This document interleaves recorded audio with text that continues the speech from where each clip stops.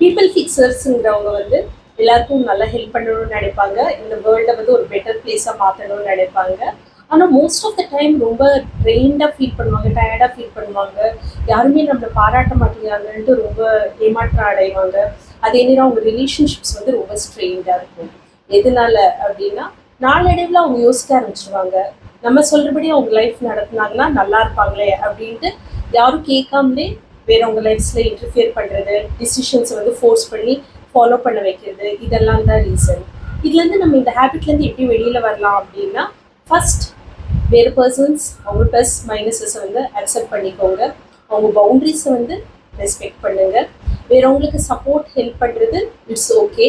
But ultimately அவங்கவுங்க lives எப்படி lead பண்ணணுங்கிறது அவங்களோட சாய்ஸஸ் தான். அதை நம்ம தேவையில்லாமல் இன்டர்ஃபியர் பண்ண அவசியம் இல்லை. Take care. பை.